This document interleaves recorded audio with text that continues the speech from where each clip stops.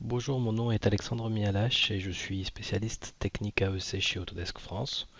Et durant cette présentation, je vais m'attacher à illustrer et donc vous présenter la solution Autodesk BIM 360 Team pour la collaboration projet. Alors nous allons tout d'abord faire une petite introduction en fait à cette solution via quelques diapositives pour vous montrer les grands principes. Et puis après, nous nous attacherons donc à faire une courte démonstration en fait sur les différents workflows qu'on va pouvoir utiliser avec la solution Cloud BIM 360 Team. Alors tout d'abord, une petite introduction pour la partie BIM 360 Team. Alors, il faut savoir que ce produit, vous le connaissez, enfin ce service cloud, vous le connaissez déjà peut-être un petit peu, euh, et que vous aviez peut-être l'habitude de l'utiliser sous le nom d'Autodesk 360 Team. Eh bien, nous l'avons renommé récemment, il y a quelques semaines, et dorénavant, il s'appelle Autodesk BIM 360 Team. La solution Autodesk K360 Team avait pour but de couvrir les industries de l'AEC et du manufacturing, de la mécanique. Et puis nous avons trouvé que c'était effectivement le moment de non seulement renommer cette solution pour qu'elle corresponde beaucoup plus à la réalité BIM, hein, bien sûr, hein, de l'AEC, de l'industrie de l'architecture, ingénierie et construction, et puis également de commencer à lui apporter quelques fonctionnalités qui sont vraiment propres à cette industrie de l'architecture, ingénierie et construction, comme ce que nous allons voir dans un deuxième temps, en fait, la comparaison de versions de modèle 3D Revit. Alors juste un tout petit mot également par rapport à une autre solution gratuite cette fois-ci que vous connaissez peut-être sous le nom d'A360 Drive. Donc elle reste et conserve le même nom. Elle s'appelle toujours A360 Drive. Et on va essayer de voir les quelques grandes différences en fait entre A360 Drive et BIM 360 Team, qui est une solution payante. Alors, pour A360 Drive, nos clients et utilisateurs y avaient déjà, depuis quelques années d'ailleurs, accès via l'abonnement en fait, hein, via l'abonnement de mise à jour. Aujourd'hui, le modèle Autodesk n'est que par abonnement, hein, pour toutes les différentes solutions. Donc ici, on ne parlera que d'abonnement.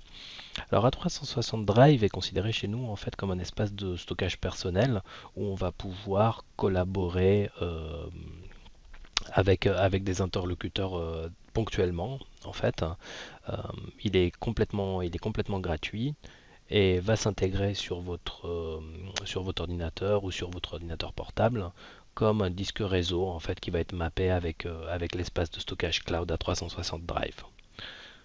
Sur un côté pratique également, il faut faire la remarque, je pense qu'elle est importante, que A360 Drive constitue le stockage pour le produit, pour le service cloud également, qui s'appelle AutoCAD 360, qui est donc un AutoCAD collaboratif, hein, avec des applications mobiles, hein, etc.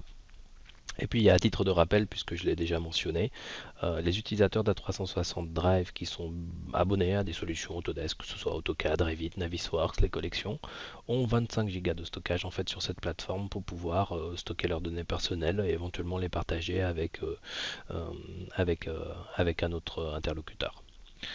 La partie de droite, et ça sera notre nerf de travail ici en fait, s'appelle BIM 360 Team et donc est une plateforme possédant un stockage en mode projet, c'est-à-dire que euh, vous êtes tout simplement en mode projet et collaboration d'équipe élargie, et vous allez avoir un espace de stockage spécifique. Donc là, typiquement, c'est quelque chose qui a changé il y a peu de temps. Chaque utilisateur payant donc pour cette plateforme apportera 500 Go de données de stockage euh, au stockage mutualisé pour toute l'équipe. Donc qui peut d'ailleurs être subdivisé bien sûr en un nombre illimité de projets différents. Alors, l'autre caractéristique, c'est qu'ici, on va disposer d'une recherche et d'une visualisation avancée. On rentrera peut-être dans le détail par la suite. Et puis, bien sûr, des commentaires, hein, des wikis. Donc, alors, ce que nous appelons wiki, ce sont des pages collaboratives, en fait, hein. On peut, par exemple, voir ça comme une page où tout le monde va collaborer sur la rédaction d'un processus BIM. Et puis, la gestion d'équipe avec des droits d'édition, des droits de simple visualiseur, en fait, sans modification. Et puis une autre caractéristique intéressante, c'est également la possibilité d'inviter par exemple un client gratuitement s'il a besoin de visualiser une maquette Revit, sans forcément avoir de logiciel de conception, puisque ce n'est pas son métier en général. Alors, le positionnement de la solution BIM 360 Team, hein, donc c'est celle qu'on a décrite dans un deuxième temps sur la diapo précédente. L'idée, c'est d'avoir une plateforme en fait qui va permettre à des équipes élargies, hein. Vous voyez ici, on cite notamment l'ingénierie, les architectes, euh, le design, hein, au sens large du terme, que ce soit d'ailleurs en phase étude ou en phase exécution. Euh, et on souhaite en fait connecter ces équipes beaucoup plus efficacement en fait avec un environnement de travail commun, unique et commun, et la possibilité d'inviter d'autres acteurs. Je citais tout à l'heure le client par exemple, qui est tout à fait possible d'inviter gratuitement au projet pour qu'il consulte les données du projet. Alors l'idée c'est que la plateforme offre bien évidemment une arborescence, hein, qui, euh, qui stocke, je dirais, les données, qui organise les données. On va pouvoir partager des fichiers, hein. D'ailleurs on peut les partager un à un, hein. Vous allez le voir tout à l'heure dans l'exemple du workflow. Et puis on pourra visualiser également les différents modèles 3D ou 2D. Et on disposera d'un calendrier projet en fait, hein. Pour donner plus de cohérence au fait de travailler en mode projet bien évidemment. À titre de remarque, pour ceux qui connaissent également, BIM 360 Team est également la plateforme pour collaboration for Revit. Donc, collaboration for Revit est un outil en fait de travail simultané dans Revit pour les concepteurs qui sont en production sur les différentes maquettes Revit pour qu'ils puissent faire du travail simultané, instantanément sur les mêmes modèles centraux.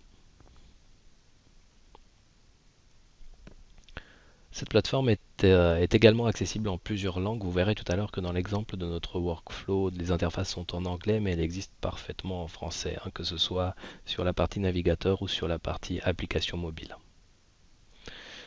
Alors, BIM 360 Team, si nous rentrons un tout petit peu dans le détail, on va présenter ici quelques principes de base, hein, en fait, lors de l'utilisation de ce service cloud. Alors, tout d'abord, on a trois types de projets différents. On a des projets ouverts, fermés et secrets. L'idée ici va être en fait qu'on va pour, pour, euh, pour ce que l'on appelle un hub, en fait, on va avoir différents types de projets. Donc un projet par défaut est plutôt fermé en fait. Donc ce qui va permettre d'y inviter des membres ou alors d'avoir des gens de votre entreprise en fait qui souhaitent accéder mais qui doivent demander pour avoir accès à ces types de projets.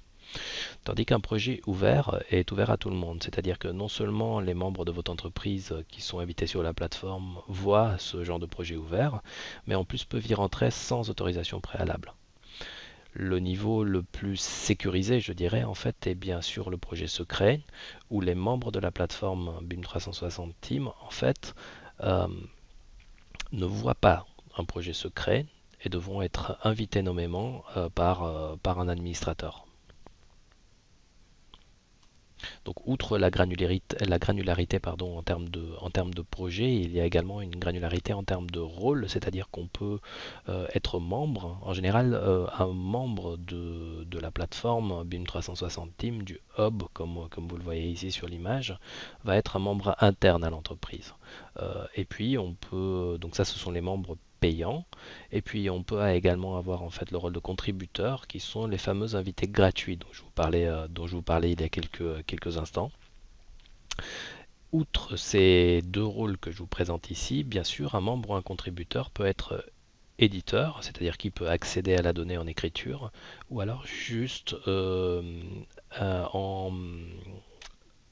en en lecteur. Donc il ne pourra pas écrire, supprimer certaines données, hein. Il sera en lecture seule. Donc c'est tout à fait possible depuis quelques jours. Alors en termes de visualisation, nous appuyons d'ailleurs pour quasiment toutes les solutions 360 qui chez nous désignent les services cloud en fait.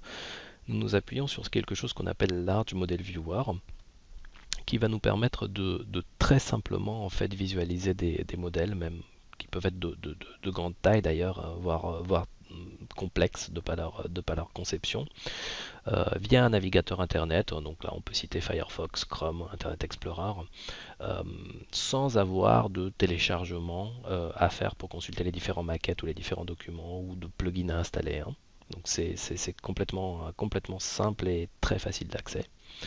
Et puis, bien sûr, grâce à ce visualiseur, en fait, le fameux Large Model Viewer, comme je vous le disais, on va pouvoir visualiser plus d'une soixantaine de formats, en fait, de fichiers 3D, 2D ou documents de type Office, par exemple. Donc là, j'ai ajouté quelques exemples très communs en fait de formats de fichiers comme les formats AutoCAD, Revit bien sûr, euh, Design Review, Navisworks, IFC, etc.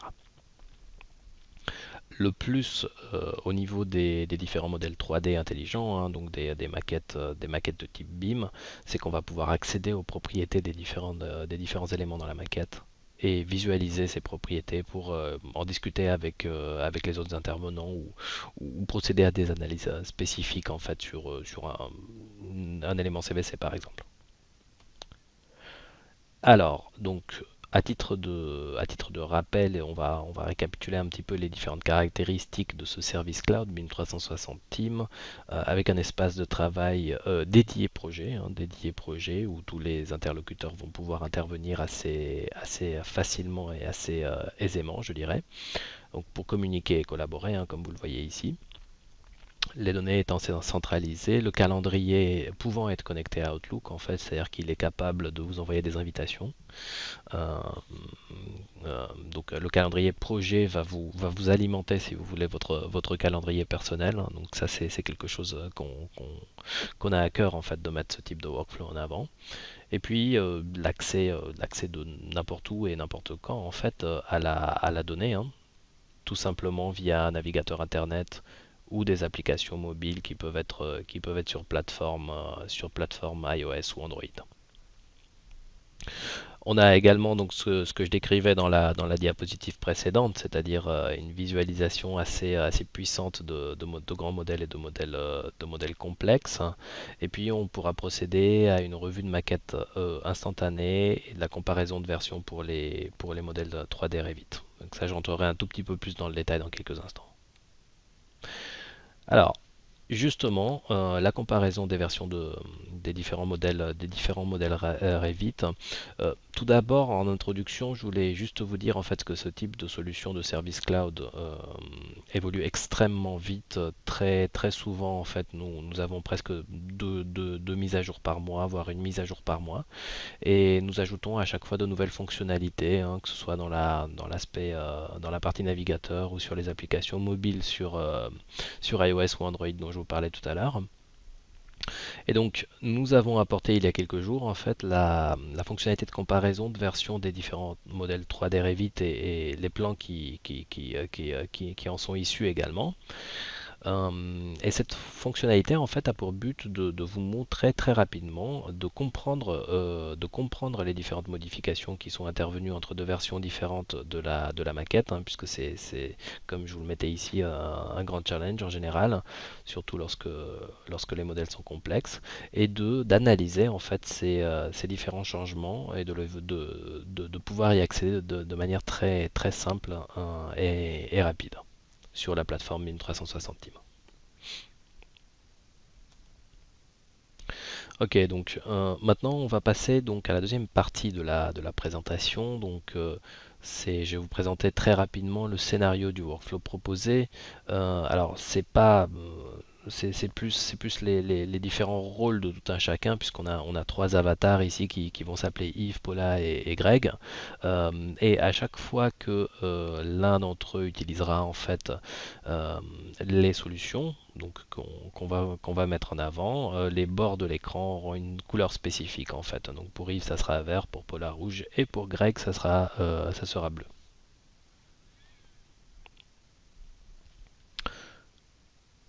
Ok, donc passons donc à cette présentation qu'on a préparée, comme vous le voyez ici, ensemble avec les collègues européens.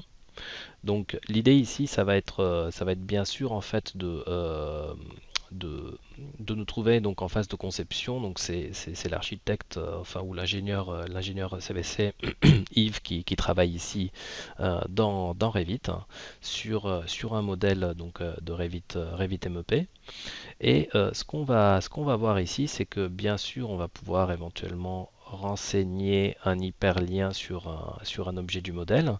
Mais dans un premier temps, en fait, Yves, qui est l'ingénieur fluide, va charger sa maquette Revit sur la plateforme gratuite qui s'appelle A360 Drive, hein, qui, je le rappelle, comme je l'ai dit tout à l'heure, est une plateforme de stockage personnel hein, mise à disposition gratuite des clients sous abonnement. Et il pourra donc, bien évidemment, sur cette plateforme également bénéficier du fameux viewer hein, qui va permettre de visualiser en fait ces modèles qu'il a chargés sur le cloud. Donc on voit vraiment ça comme une visualisation personnelle puisqu'on se situe sur A360 Drive ici. Donc il peut le consulter. Donc là, typiquement, il utilise le navigateur Internet hein, sur son ordinateur. Mais il pourrait faire également la même chose sur les applications mobiles, sur sa tablette ou sur son téléphone, lorsqu'il a un tout petit peu de temps ou qu'il prend les transports en commun par exemple, s'il a réellement besoin de le faire. Hein. Donc ça, c'était vraiment pour mettre en avant l'aspect mobilité. Donc l'idée ici c'est que on va pouvoir voir toutes les différentes informations qui ont été renseignées dans le programme de conception, hein. Là typiquement Revit, mais ça pourrait être d'autres programmes de conception, éventuellement sur des fichiers IFC qu'on aurait exporté et chargé sur cette plateforme. Ici c'est du Revit natif.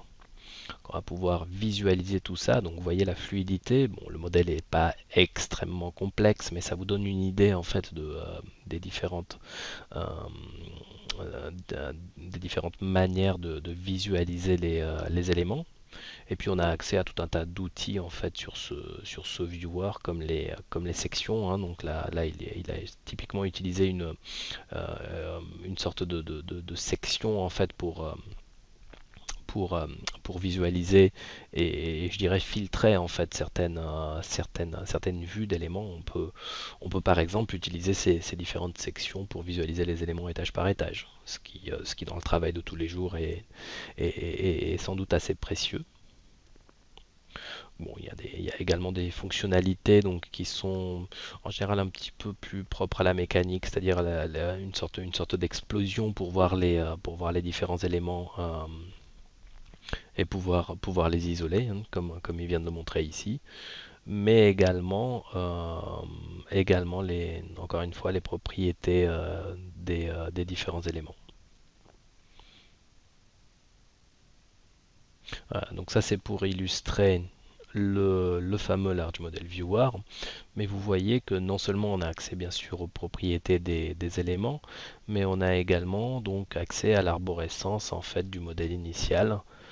Et par un simple clic, ou vous le verrez tout à l'heure par une recherche, on va pouvoir isoler les différents éléments, zoomer dessus très facilement et consulter, tout simplement consulter leurs propriétés. Hein. Là typiquement il s'agit d'un équipement électrique. Donc c'est un tableau électrique hein, que vous voyez ici avec toutes ces caractéristiques en termes de toutes ces caractéristiques techniques en fait sur la partie électrique. Ok, donc vous l'avez compris, Yves ici a utilisé donc son programme de conception et a chargé ses données sur son projet personnel. Maintenant, il va s'occuper ici de travailler, de créer un projet BIM 360 Team pour toute l'équipe. Donc vous l'avez vu assez rapidement, c'est assez simple en fait de créer un projet, de lui donner une image. Euh, on peut éventuellement aussi l'archiver une fois qu'on a terminé de travailler avec, hein, donc pour, l'avoir sous forme de, tout simplement sous forme d'archive, hein. Euh, pour le conserver, pour y revenir plus tard, hein, même si on n'y revient pas tous les jours, on aura peut-être besoin un jour d'y revenir. Ok, donc là il y a la création là, on nous montre la création de projets, donc avec un texte optionnel descriptif si besoin. Et on va bien sûr pouvoir soit utiliser des images préenregistrées, soit charger nos propres images pour donner un petit peu plus de personnalisation au projet, je dirais. Vous voyez les différents membres ici. Donc là, Yves, mon collègue, est tout seul dans le projet puisqu'il vient de le créer. Et puis on vous montre ici ce que je vous disais tout à l'heure, c'est-à-dire les projets ouverts, fermés ou secrets. Donc typiquement, euh, par défaut, le projet est fermé, c'est-à-dire que les gens peuvent le voir, les gens qui sont membres de la plateforme peuvent le voir, euh, mais devront soit être invités, soit demander à entrer dans le projet et seront soumis donc à un administrateur qui approuvera ou rejettera leur demande. Donc là, typiquement, ce que va faire Yves, c'est qu'il va inviter donc le deuxième personnage de notre scénario, c'est-à-dire Paula, hein, dont je vous ai parlé tout à l'heure. Donc tout simplement en un clic, et puis Greg.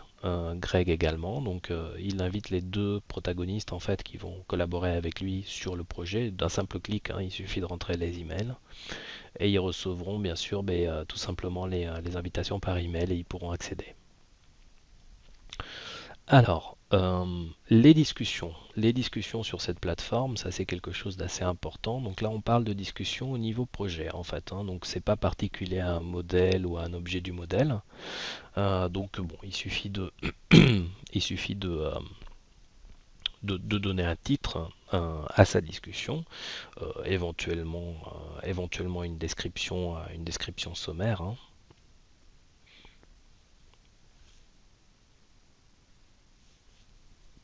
Et puis tout le monde qui est impliqué dans ce projet en fait va pouvoir venir, encore une fois en utilisant le navigateur internet ou éventuellement les applications mobiles, va pouvoir venir commenter, discuter ces différentes et intervenir dans ces différentes discussions.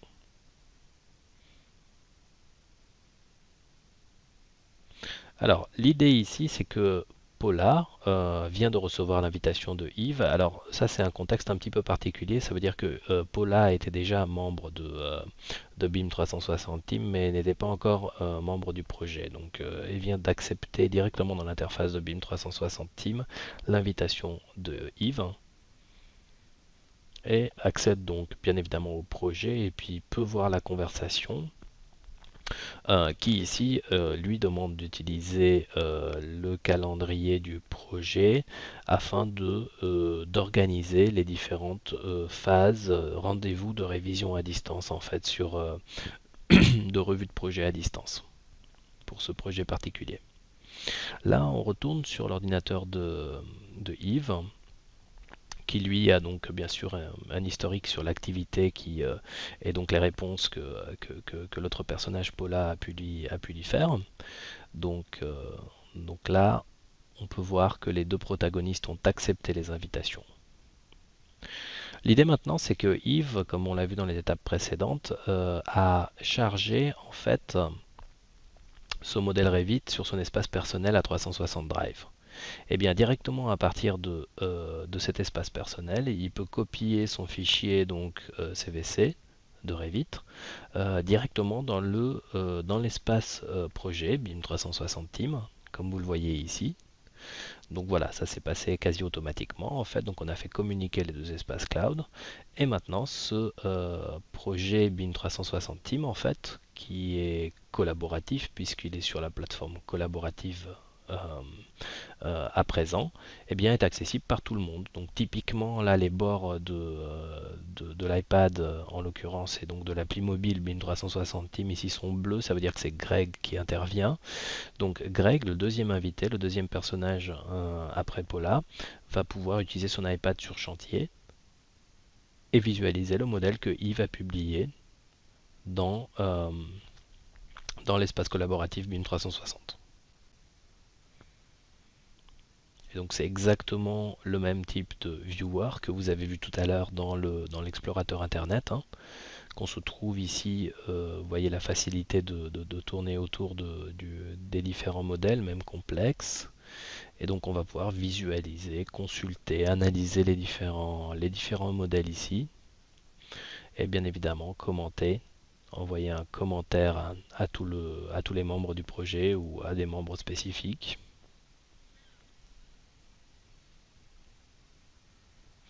Donc l'idée ici, en fait, c'est que Greg est bien sûr sur chantier. Il va demander aux autres protagonistes projet si nous avons si pour ce projet-là on a bien toutes les informations concernant la structure, puisque là il s'agit du modèle typiquement CVC et ELEC, hein. Donc il va interagir avec les autres directement à partir du site, du chantier, pour voir si on a bien à disposition toutes les informations concernant la structure.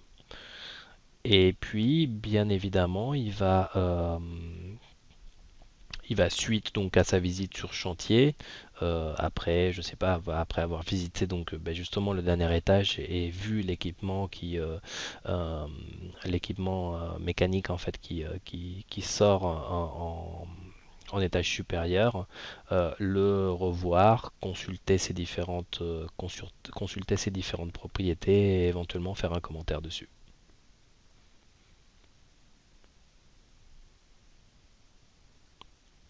Donc là, typiquement, vous continuez bien sûr à voir son exploration du modèle, hein, pour bien comprendre le contexte, hein, comme on le disait.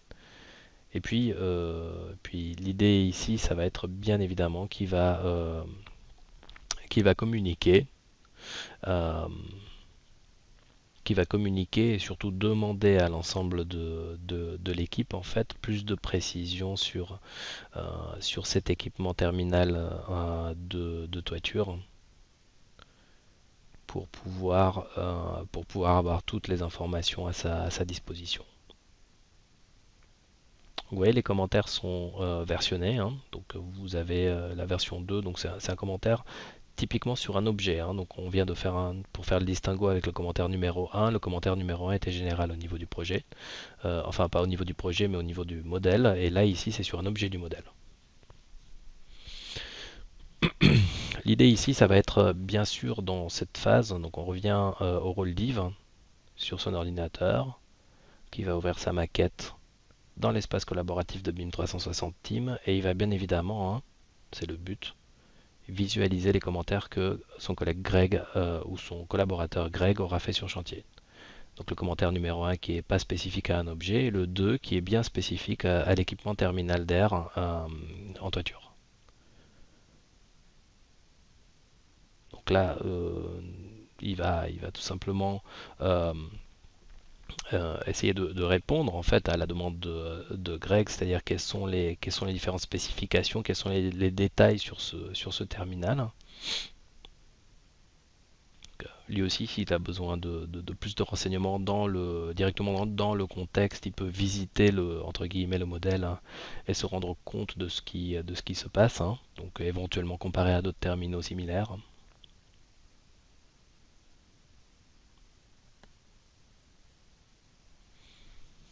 Et puis il aura peut-être besoin d'un avis externe pour répondre justement à la question de Greg sur chantier. Donc l'idée ici, c'est que ce qu'il souhaite faire en fait, c'est tout simplement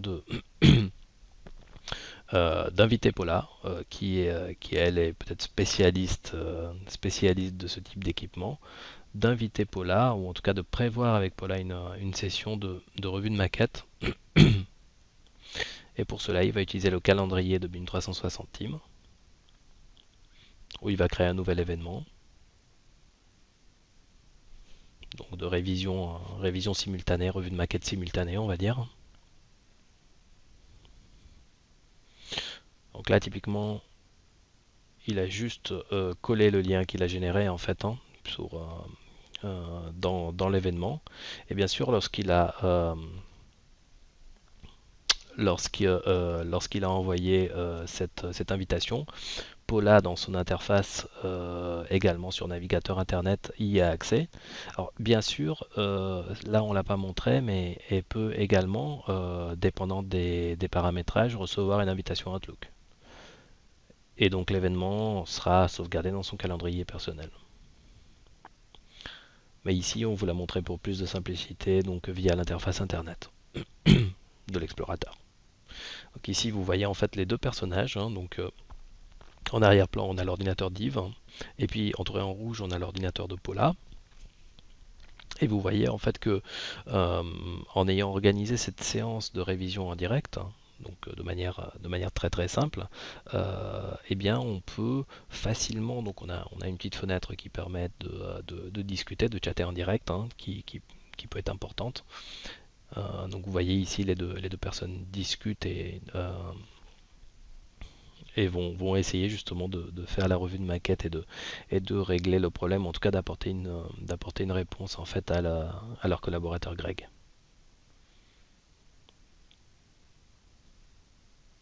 Donc la fiche produit par exemple du terminal en toiture, ça c'est ce que Yves demande à Paula en chat. Vous avez pu remarquer également en fait que lorsqu'on bouge le modèle, lorsqu'on affiche des propriétés, lorsqu'on fait des coupes en fait, eh bien les deux le voient en instantané sur leur écran. Donc là, typiquement, lorsque Yves pose la question « Je voudrais te montrer ce terminal », Paula le voit sur son écran en surligné.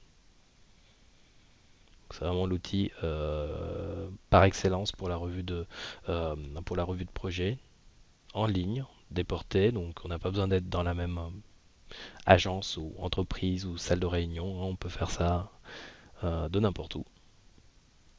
Donc l'idée ici, c'est que Paula lui répond, oui, bien sûr, pour ce terminal, j'ai bien évidemment le catalogue fabricant en PDF, donc je vais te le mettre à disposition à toi et à Greg.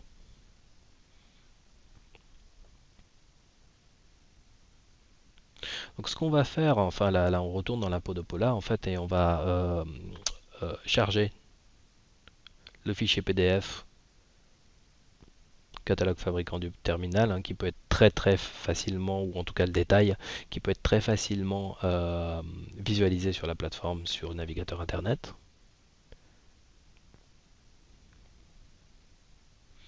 Là, le concepteur, donc mon collègue Yves, va pouvoir, comme je vous le disais tout à l'heure, le visualiser, éventuellement le partager également, on peut copier le lien.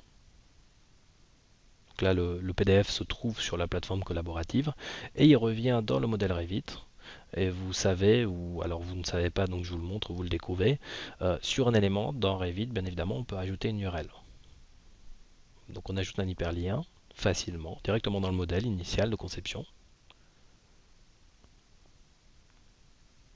On va pouvoir lire la structure également. Donc ça c'était pour répondre à la question de Greg sur chantier, si on avait les détails structurels en fait, pour pouvoir prendre des décisions et des analyses en tenant compte de tous les détails. Et donc ce que Yves va faire ici, donc le concepteur CVC, c'est qu'il va charger cette fois-ci le fichier, mais en plus de la partie CVC et électricité, donc la partie Revit MEP, eh bien, il va charger la structure avec également en fichier lié. Donc la nouvelle version du fichier que vous voyez ici, MEP, comportera également un fichier lié à la structure, donc on pourra la visualiser et vérifier par exemple que je sais pas, les réservations de la dalle de toiture correspondent bien au passage du nouveau terminal MEP.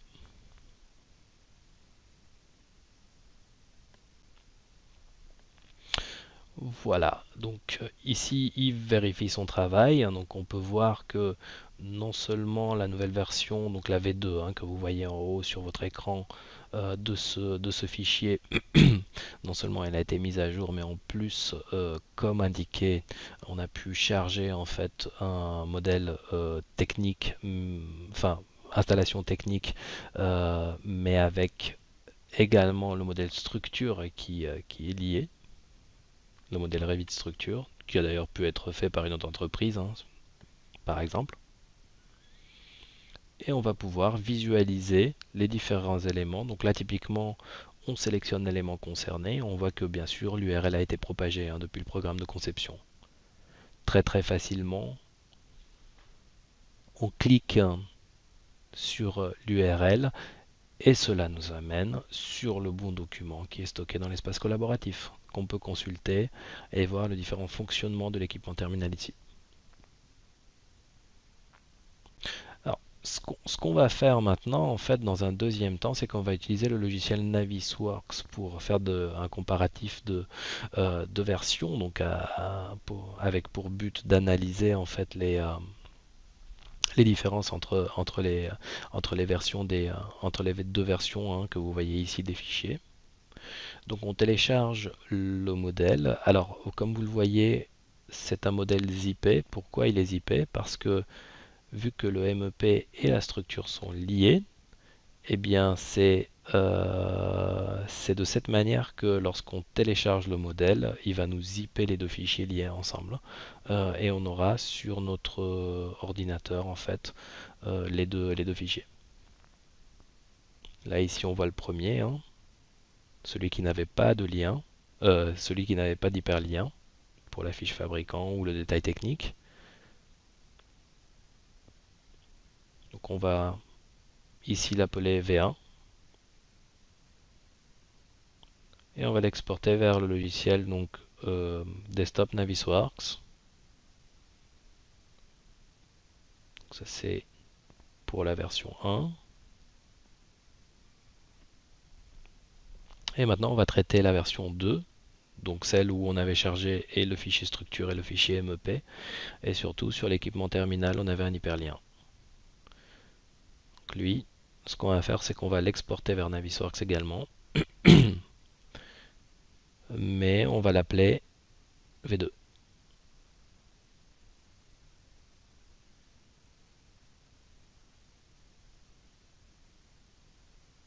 Ça c'est, je dirais, vraiment pour analyser les différences entre les deux fichiers.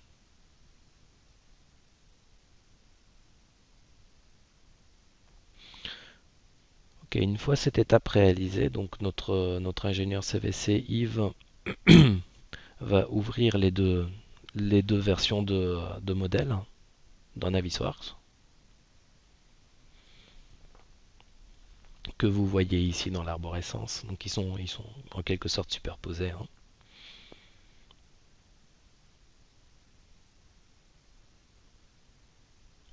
On va travailler l'aspect graphique pour que ce soit un petit peu plus agréable à visualiser. Et puis on va sélectionner les deux fichiers, on va vouloir comparer les différentes propriétés. On va voir ce qui a pu changer. Donc on sélectionne les différentes propriétés qui nous intéressent, des modèles de conception initiale.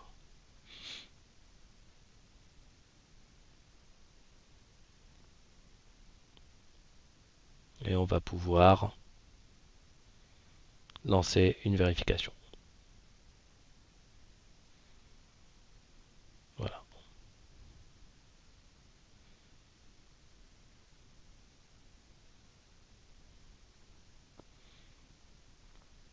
Ok.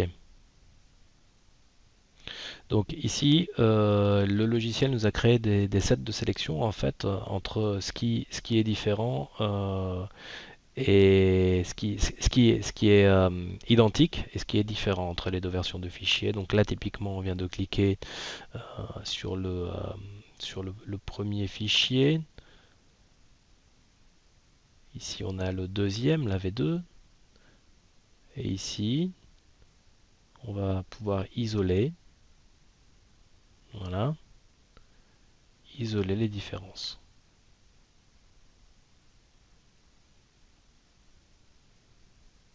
Que vous voyez ici l'évolution très rapide et très facile si on a besoin d'utiliser des outils desktop. Alors maintenant, euh, lorsqu'on avait fait la vidéo, cette fonctionnalité était en version bêta. Maintenant, elle est sortie de manière officielle, donc elle est directement disponible dans BIM 360 Team. Elle est très importante en fait parce que ici dans BIM 360 Team, on peut faire un petit peu la même chose que nous avons vu avec Navisworks tout à l'heure, mais directement dans le cloud. C'est-à-dire que on peut comparer deux versions de maquettes Revit différentes, donc la V1 et la V2, directement dans le cloud sur la plateforme de BIM 360 Team.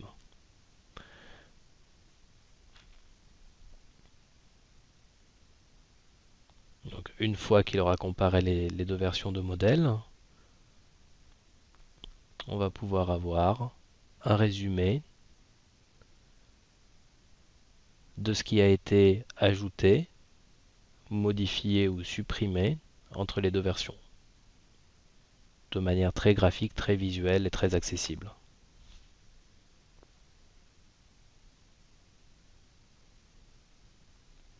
Voilà, vous pouvez voir ici en fait qu'il y a eu un tas d'éléments qui ont été ajoutés et deux éléments qui ont été modifiés. Et donc bien sûr, hein, on met l'accent, donc vous les voyez en jaune ici, euh, on met l'accent bien sûr sur les deux éléments terminaux en fait qu'on avait sur lesquels on était intervenu.